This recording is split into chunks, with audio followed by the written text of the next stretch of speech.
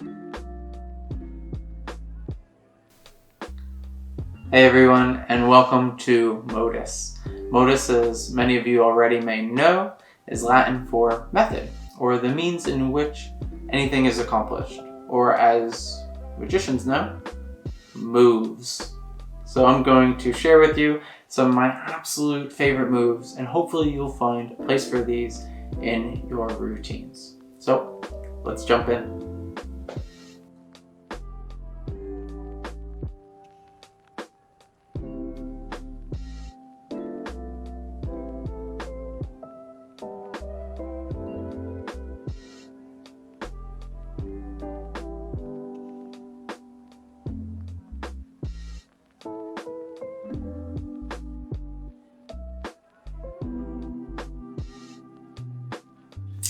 So this is the Twister Vanish. The Twister Vanish is a really interesting retention move that I came up with one day while spinning a coin and catching it in this way.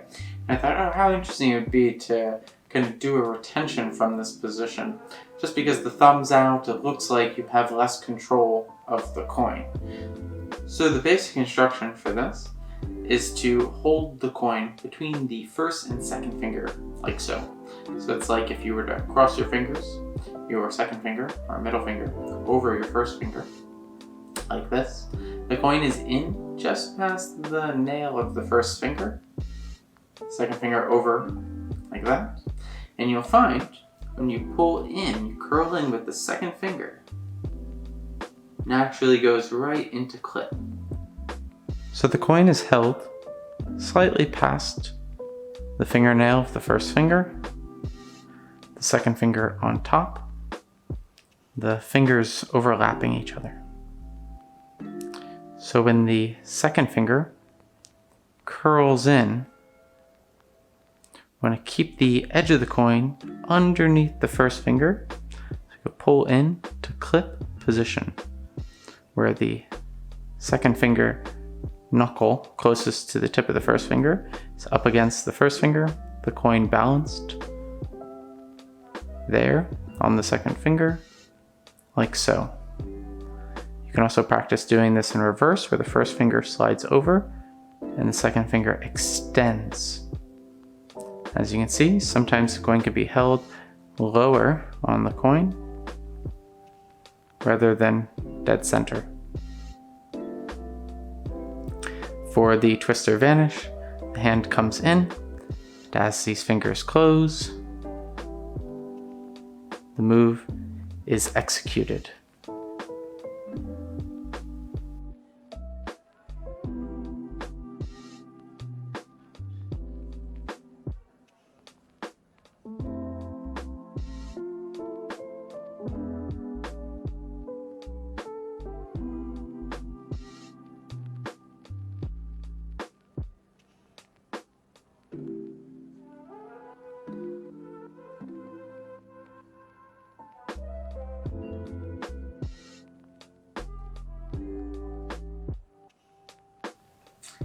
Another variation of the Twister Vanish is the Twister Rops move. Now the Rops move is a move created and made famous by Michael Rubinstein, as you guys I'm sure you know, and stands for Retention Open Palm Steal. Now Michael had an amazing idea of how cool would it be to do a retention while seeing the coin flat on the palm, and to come in, tap tap action, be able to do the move. So we are going to tap tap with the second finger, and on the second tap, that first finger is going to scoot itself under and execute the move as we come away. So we can place the coin, open, tap tap, and do the move as we come away. For the Twister Rops move, the coin will be placed on the left hand palm or right hand palm, depending on whether you're left or right handed, so that the edges are on these two muscles, leaving a gap underneath the coin. So as the right hand taps the coin, the second finger tapping the top of the coin, the first finger can scoot under the coin on the second tap and execute the twister move as the left hand is closing. So we have a tap, Tap again, the first finger nail up against the edge of the coin. As these fingers close in, first finger scoots under, and we execute the twister move.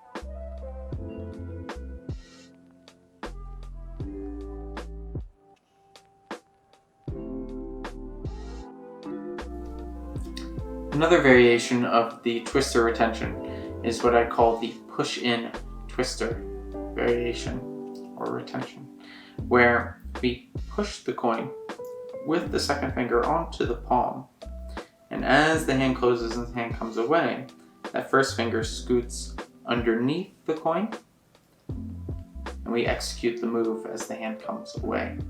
And a pushing action really emphasizes how it's flat on the palm, which makes it look really good as the move is done. Held in the twister position, we place the coin down, allowing it to release from the first finger so that it could be seen flat. And as we did the ROPS move, due to this muscle and a little bit of this muscle, we have a gap underneath. And as we push and we come away, the first finger scoots under and executes the twister move as the left hand closes. So we push, and as the left hand closes to get cover, that's when the first finger scoots under and executes the move as we come away.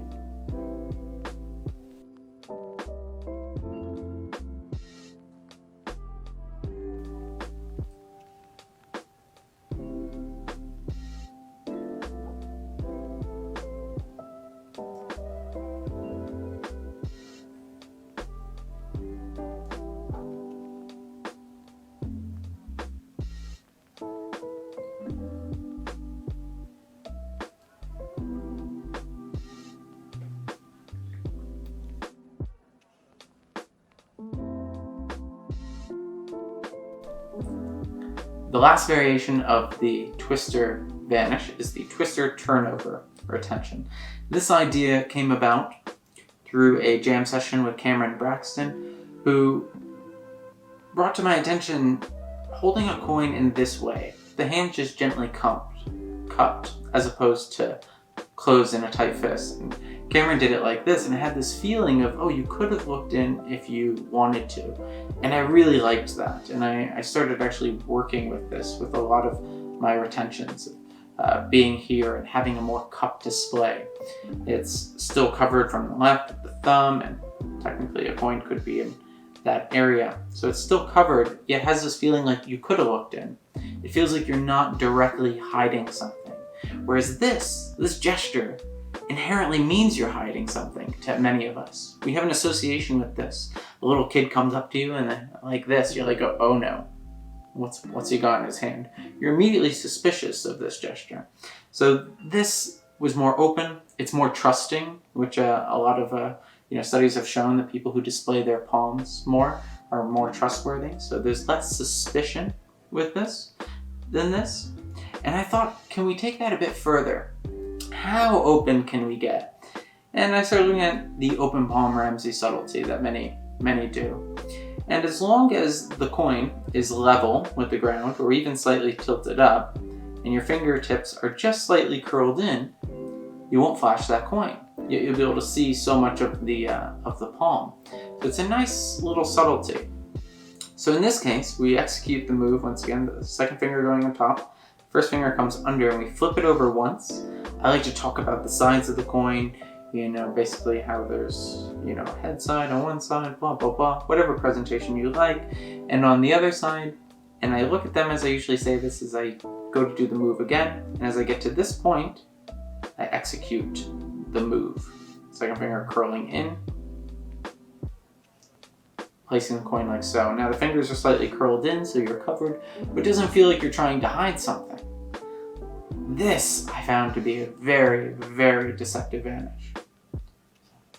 The coin will first be flipped, the second finger and first finger, second finger gripping the coin, sliding onto the first finger where you can flip it over.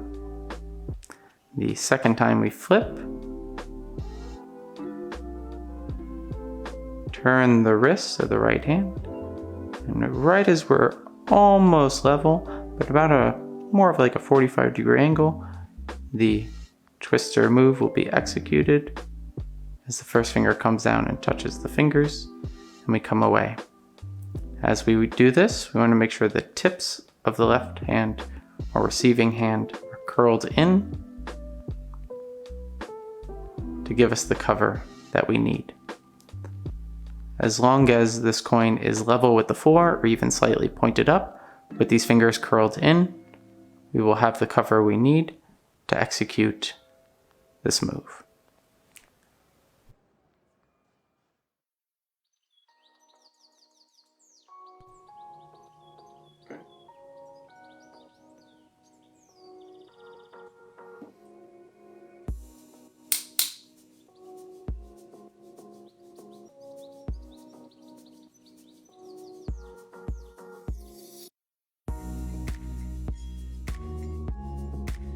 Okay, I'm really excited to show you guys the cap tap subtlety. I'm sure many of you have seen David Williamson did this wonderful thing where he had a coin and a wand and he could make the tap sound with the wand. And he did, I guess, go look at the routine if you haven't seen it. He's tapping on his knee and it's making this clack, clack, clack sound, and then you produce a coin off of it. And it was just a wonderful routine. And I remember the first time I saw it, I just loved it. I love sound manipulation, as many of you guys know. And I just love this.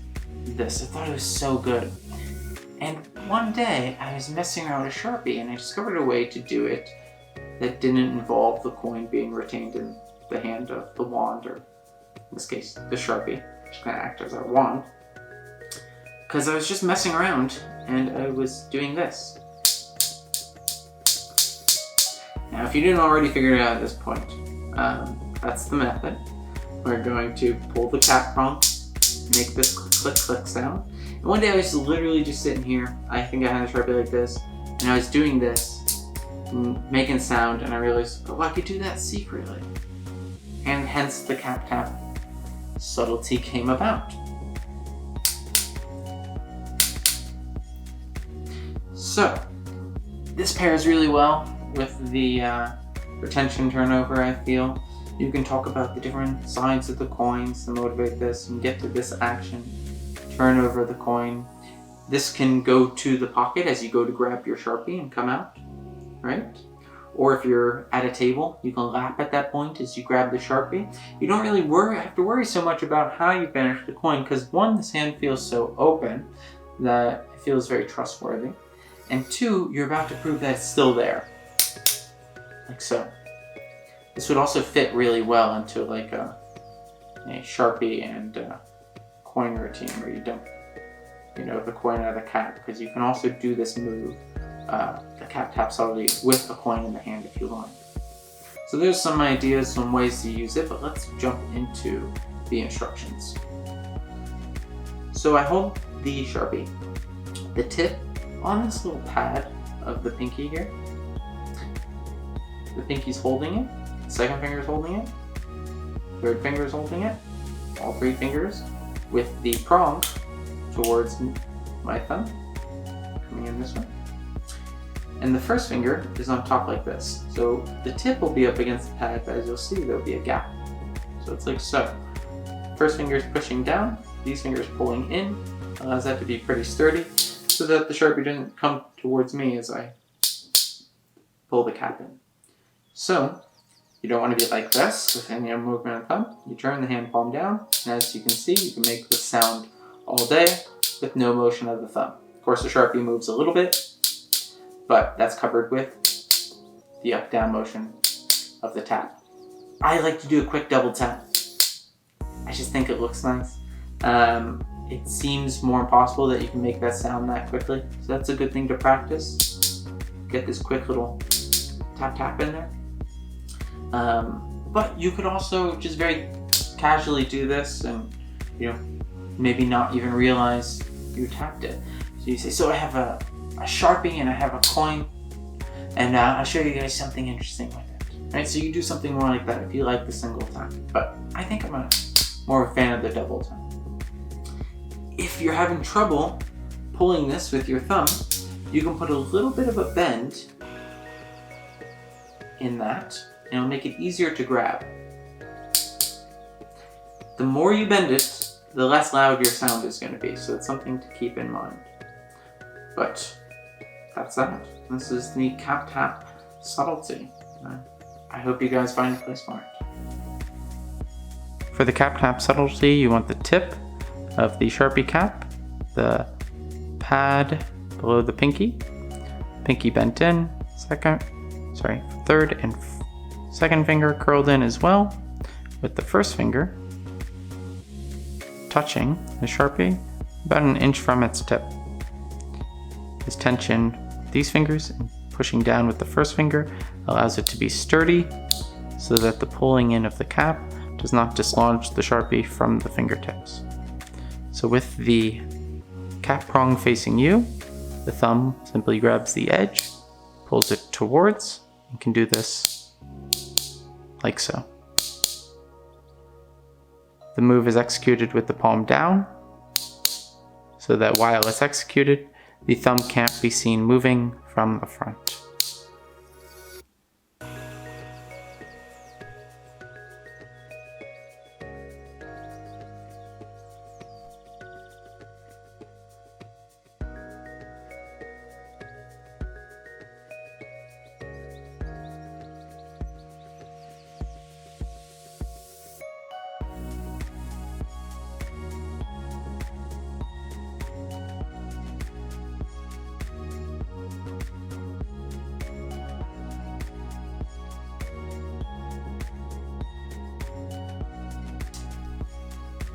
So for the twister change, I thought, what can we do with this?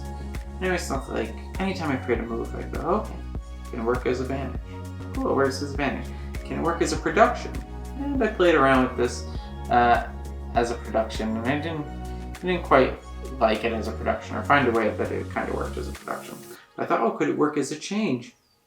And I messed around with this a bit, and, well, I'll show you what I came up with. So this is a two-part thing.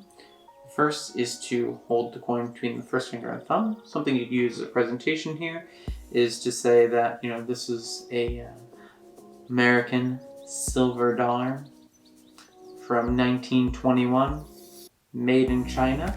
I'm sure many of you have heard that joke before. It's a funny one that's used often. But I thought, you could kind of turn that to a routine and say, if you take the paint off, it's very clearly Chinese, And for this first part, all you're going to do is tilt this onto the tip of your thumb and make sure it's level with the ground. And then this coin you're going to place in between the first finger and second finger. This coin behind, like so. Okay? Like that. So you can do that for the first part. Flick here is a way of showing the hand empty. So you can do this really slowly. You come in, say, if you get that paint off, you can very clearly see this is Chinese. And now, as we come forward, this is the main move. We do the twister retention here, and the thumb pushes that coin up against the first finger.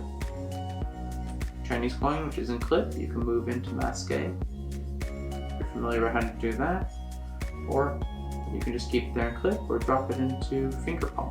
Either way. So that's the twister change. It's a very interesting change. It's fun for certain scenarios. It's a little angly, but I have used it live, and it can look really good as long as you're managing your angles well. And I'm sure many of you are familiar how to do that at this point. I've gone into angles very, very intensely in previous projects. If not, do check out the homage package deal I have available on my site, because that's where you're going to find a masterclass in angles. If you're comfortable with that, I think you'll definitely get some mileage out of this. It's a fun change, and it's pretty visual. The Chinese coin is in the left-hand finger palm position, silver coin at the right-hand fingertips, with the thumb over about half of the coin. The right hand is going to tilt back so that the coin can balance on the thumb parallel with the floor.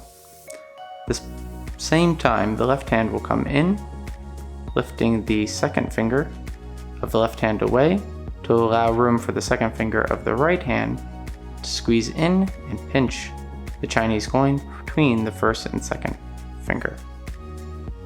The silver coin is held balanced on the thumb up against the first. The left hand mimes taking the paint away and flicking it away. At this point, the rest of the change is done one-handed. The right hand will execute the twister move. At the same time, the silver coin will be pressed up against the first finger, all as the hand is dropping downward to cover the larger motion, covering the smaller action. At this point, the coin is in clip position, where you can move it into masqué or finger palm, depending on your preference.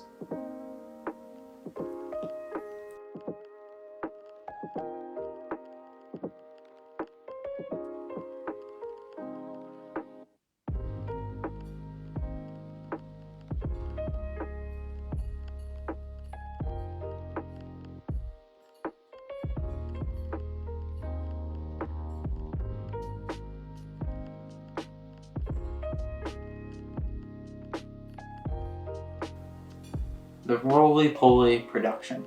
This is probably one of my favorite things on this project. So why I call it that? Do you guys remember the little bugs? You know what a roly-poly is? That's what we used to call them. But I'm sure many of you know they're like these little bugs, and they like curled up into this like ball basically, but they almost look like a little wheel, and they can roll. And you'll see why that makes sense. I discovered this move on accident one day. I had a coin in classic palm, and I was sliding it down to finger palm, and I think I just had my hand a little too vertical, and instead it rolled instead of sliding. And I'll show this to you with a Chinese coin, because you can see with the markings how this coin actually rolls. It does not slide, it actually rolls. Now, what's unique about this is your hand can be very vertical. You can get the coin to roll into position and get a nice production. So let's talk about kind of how this works. So first of all, a coin can sit on this muscle right here to a certain degree. If your pinky is slightly forward, it's not much, just a little bit, you can play around with how much this muscle engages. So you can hold the coin in this position pretty vertically to a certain degree before it'll fall off. Now, a way to do this well is to bend your pinky in just a little bit, and that'll engage this muscle a little more, and you want to find the spot that's pretty much center of your palm. For me, it's actually my classic palm position. And I think you might find the same for yours, depending on which classic palm you use. Some people use this really high one. But whatever it may be, you can also get there by placing it there at the tip of the fingers. But wherever it may be, pinky slightly forward, you'll find you can get your hand pretty vertical before that coin will fall off. That position is important because the coin needs to be vertical to roll. Now, as you can see here, it's a little high. It's high enough that where it sits, that when you roll forward, it's going to roll over this little muscle here, the base of the pinky, and then it's going to follow pinky ledge. You guys remember pinky ledge? So the pinky is just slightly forward, and it makes a ledge. That's pinky ledge. So, classic palm position, very vertical, roll forward, and it rolls along the pinky ledge up to the tips of the fingers, like so. Now, this makes a really fun production. Pretend to have a coin here, use cap subtlety. And I like to hold it between the first finger and thumb with these fingers back, just to make this as fair as possible. let the hand be relaxed. You can do this, but I think it's nice if the hands relax a bit. You roll. Right at that point, you just place onto the first finger and thumb, rub and come away. So the waving action is what motivates the hand tilting down a bit so that the coin can roll into view. So we're here to there. And it's really just as simple as you get it here, and you'll find that the tips of the fingers, usually because there's a little bit of roundedness there, will kind of stop the coin if you don't over-roll it, and that'll help you. But for the most part, the first finger is going to touch the tip of the pinky, and that's where it's going to catch that coin between the first finger and thumb. So you then rub and come away. That is the roly-poly vanish. So for the roly-poly production, the coin will sit in classic palm position or slightly higher, resting on this muscle. It helps to bend the pinky in just a little bit to help engage this muscle so that the coin can sit there. The coin is not being gripped with the pad of the thumb, so it's not in classic palm. And as the hand tilts to find its most vertical point before it falls, we can then tilt forward, allowing the coin to roll to the fingertips. Once again, the coin is held on the pad of the hand, pinky slightly bent forward to help engage that muscle. And as the wrist bends forward, with the coin as vertical as we can get it, the coin will roll along the pinky into the fingertips, where it can be placed on the left hand, first finger and thumb, wave, and produce.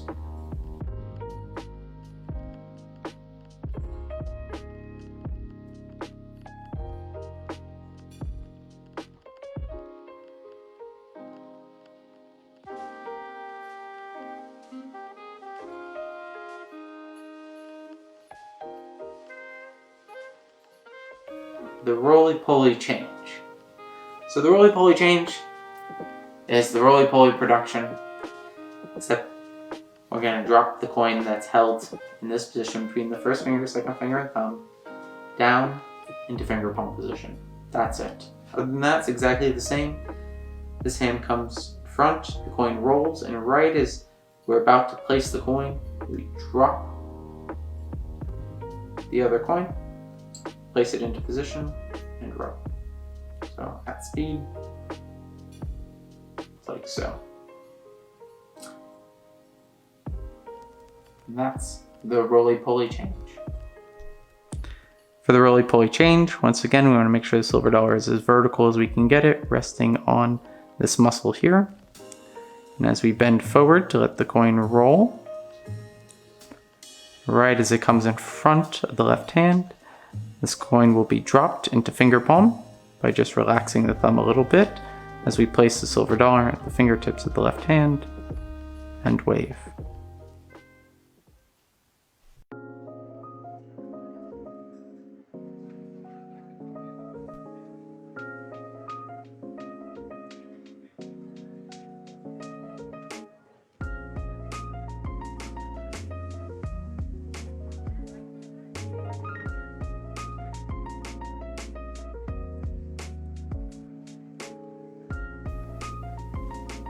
So this next vanish is the autumn vanish.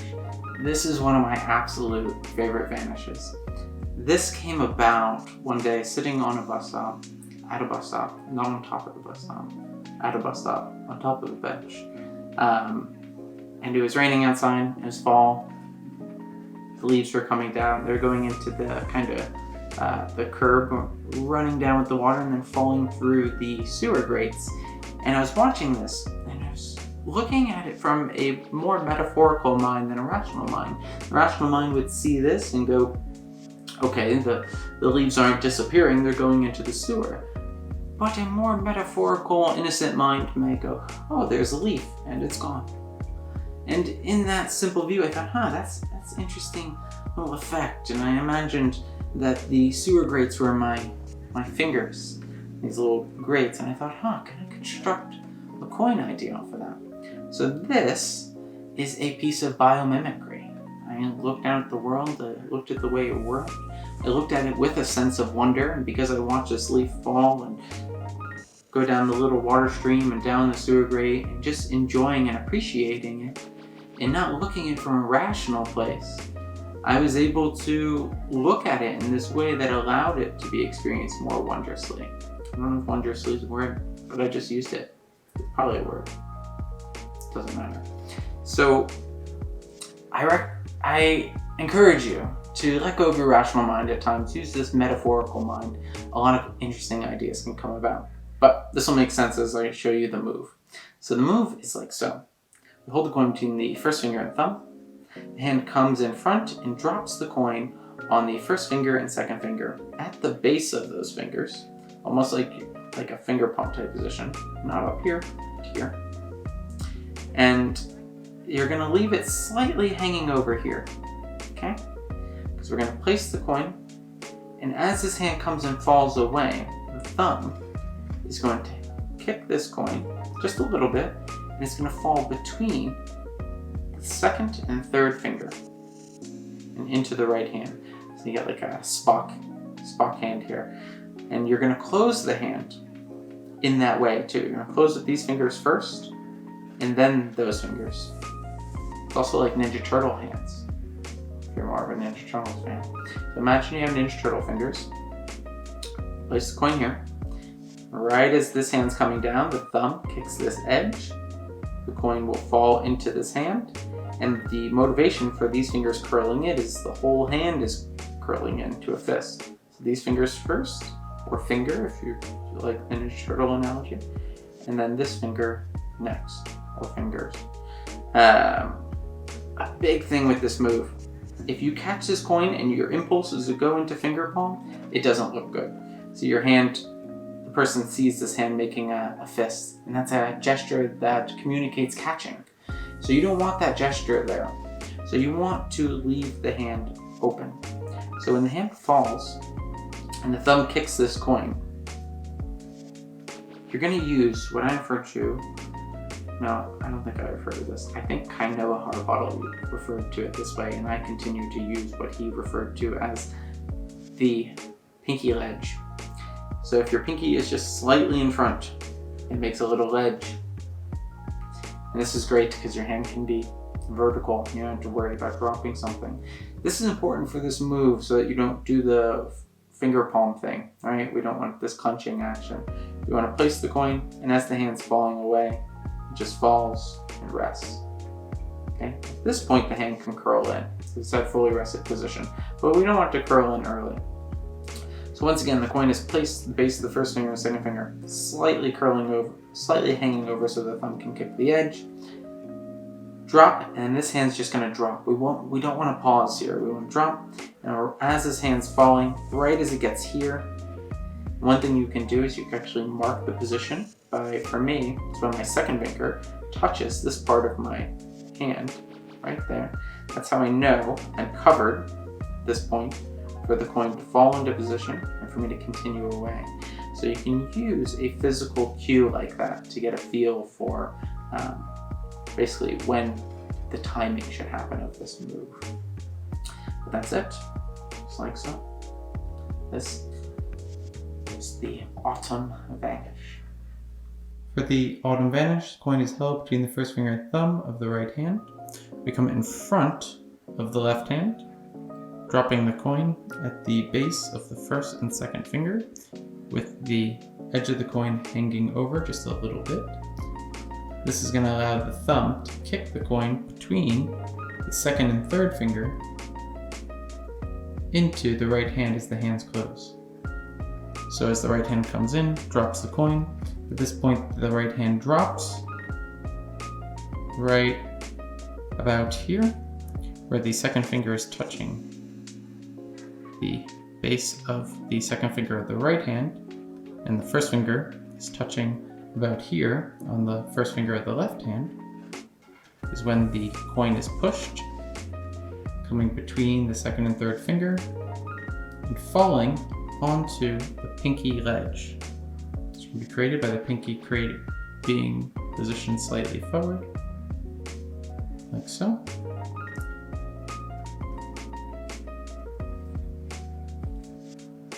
Once again, drop the coin, and in the dropping of the right hand in one continuous action, this hand falls, does not pause, catches the coin on pinky ledge, and with friction alone, drops, not curling the fingers in until the right hand is in a rested position. The left hand, the pinky, or fourth and third finger will curl in first, followed by the second and first finger. Left hand making a fist. This is the autumn vanish.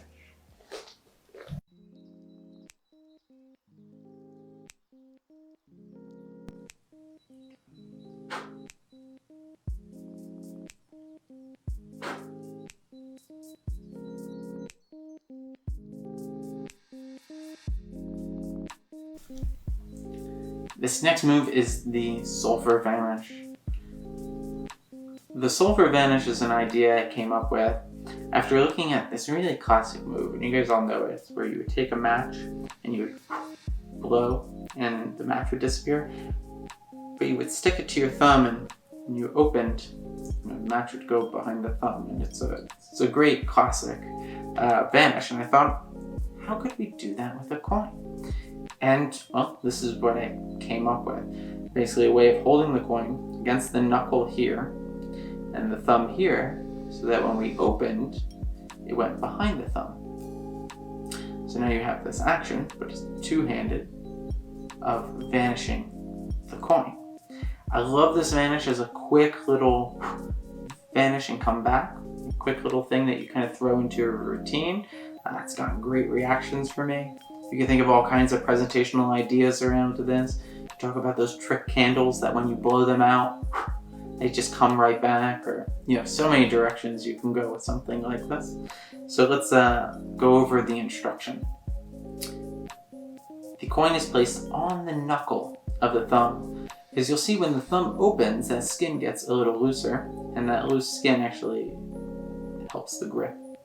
But it's placed on that knuckle, in line with the thumb, and these fingers come in contact with the front of the coin, and it's kind of balanced there, it's kind of held. It's a slightly fragile situation, but you don't have to be here very long. You could even just place it in that position with the other hand and hold on to it with the other hand. You can do this though if you like. This hand, the thumb is going to be placed along the edge, so once again in line with the thumb, along the edge. These fingers come in front. So now we're in position. All we have to do is open the fingers, like so. Now as long as we make sure that that coin is level with the ground, we are not going to flash. We won't flash from top or bottom. And as terms of left and right, there is an angle that you wouldn't necessarily want someone to see it from. But all the way to the left, you wouldn't have to worry. Straight on is good, and pretty much all to the right is good, because then the arm even starts to block it. So this is something you could do for more of a straight on situation. If you have a group of people, that's fine. You just point the person to your left and do it that way. But play around with it from a mirror, you'll see that's actually very practical. You're up here blowing on it, so it's at eye level, and you don't have to worry so much about angles for that reason. But let's dive into the specifics of this move. Once again, the coin is held on the knuckle, right in the center of the thumb. We don't want to be too high or too low. Right in the center of the thumb, right on the knuckle. This finger in line, tip of the thumb, and these fingers bend in front. Now the cover you get from this move is actually from these fingers opening. Because you'll see as these fingers open, you get cover.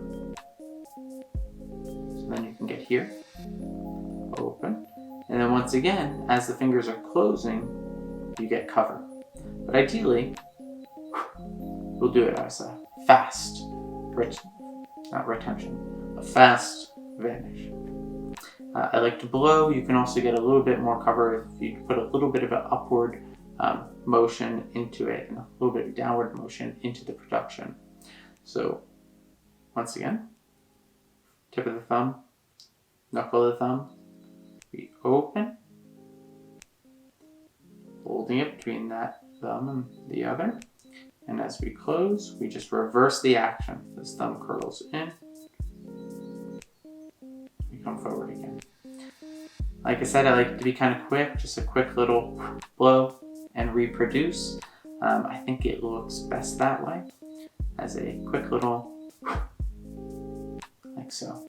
So just give them a moment. Otherwise, if you hang here too long, I don't think it's that deceptive where that coin may be. So that is the sulfur vanish. For the sulfur vanish, you'll curl in the right thumb, placing the coin in line with the thumb on the knuckle, so that when the fingers extend, the squishy part of the skin will grip the coin. These two fingers can actually help support the coin even if you choose to hold it like such, or you can place it with the left hand, keeping the left thumb on the edge of the coin so this coin is in line with the thumb.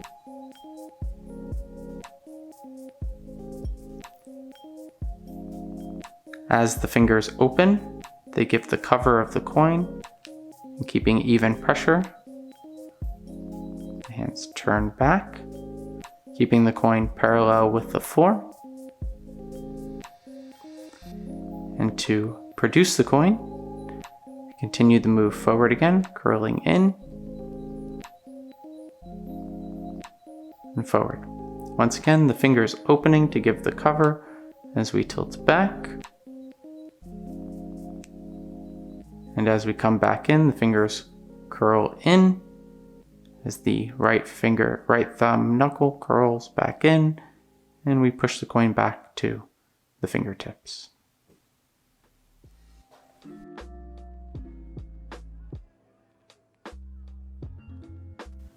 So let's talk about how to practice.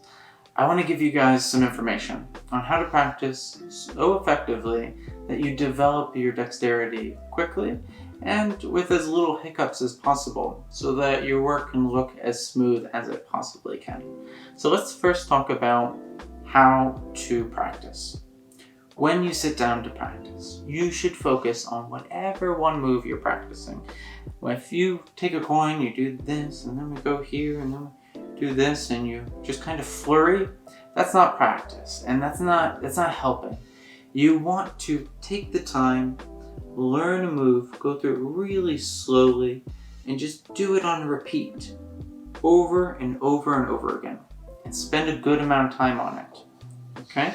When you do this, you want to go as slow as you possibly can.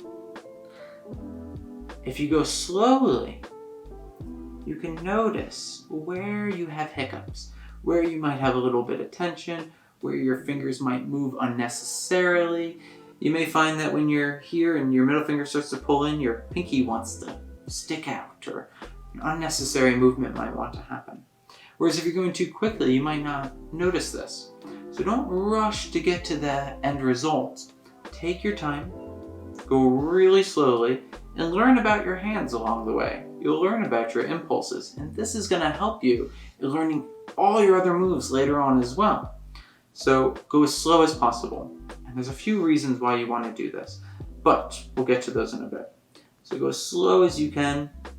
Notice how the move feels, actual physical sensation of it. That's how you're best going to build muscle memory. Your brain doesn't use your eyes to build muscle memory. So as much as the visual is there to help guide you and make sure you're doing it correctly, your awareness of the felt sensation of doing the move, noticing what it actually feels like, is going to help you build better muscle memory. It's also going to familiarize you with how the move feels so that when you perform it and you don't have a mirror in front of you, you know how the move feels, not how it looks. So you'll be able to feel when you do it right.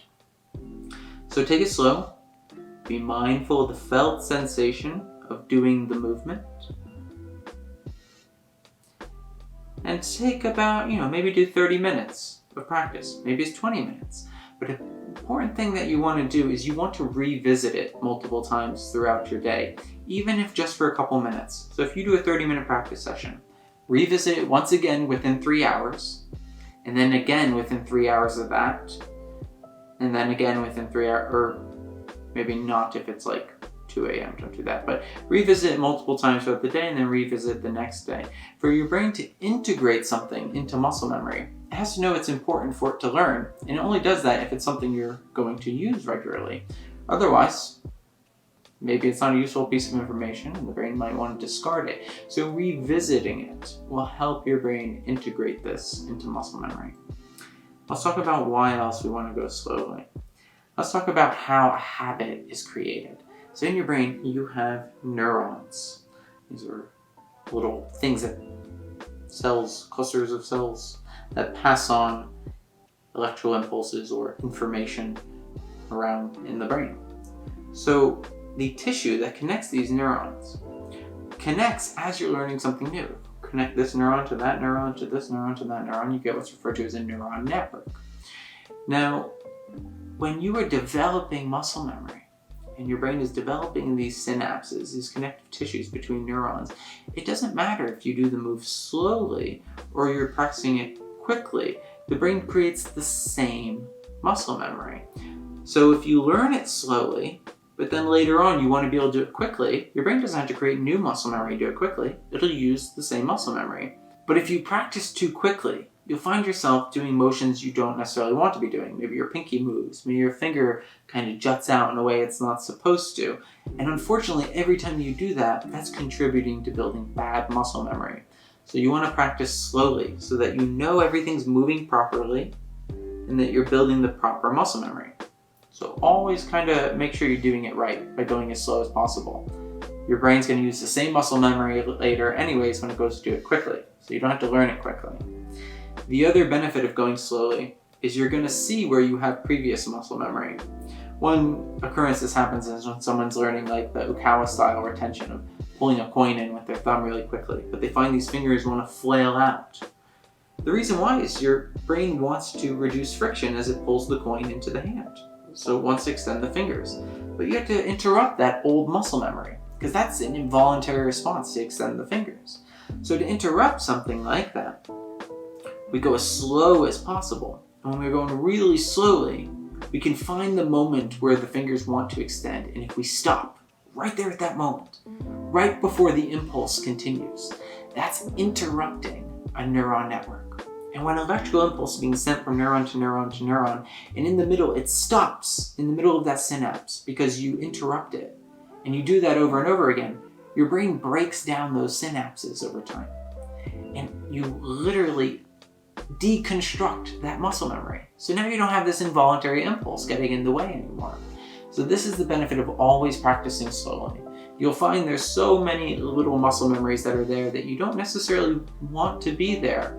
They're little quirks in our movements that are conditioned from past movements. And by going slowly, noticing them and stopping before they engage, well, we break down the old muscle memory that we no longer want while simultaneously building proper muscle memory.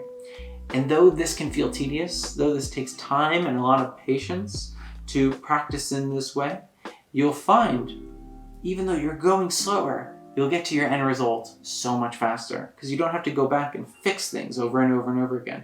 It's not learn it and then relearn it and then relearn it and then relearn it because you're constantly trying to fix mistakes that other fingers are making. You learn it first the right time. That's like the turtle versus the hare analogy here. But this, I promise you, is going to speed up your dexterity development significantly. So once again, go really slowly. Learn about your hands, the process, their hiccups. Interrupt the impulse to have movements that shouldn't necessarily be there. Revisit multiple times throughout the day, if even just for a couple minutes. If I'm starting to learn a move and I haven't gotten it yet, but I spent 30 minutes doing this move and it's going pretty well, in a couple hours I may pick up my coin and just do it for a couple more minutes, just to make sure I still got it. So remember, Improper movement builds improper muscle memory. Proper movement builds proper muscle memory. So slow down. Don't try to rush to the end result.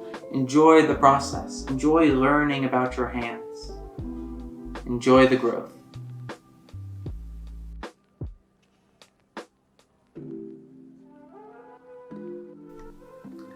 Thank you all so much for purchasing this project.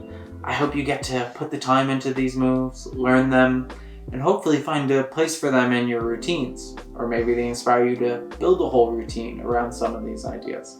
Either way, I hope you get as much benefit from them as possible. Like I say in all of my projects, if you're having trouble with a move, feel free to message me. I'm always happy to answer questions and help out wherever I can. I appreciate you all so much for your support and look forward to seeing more from me. Bye.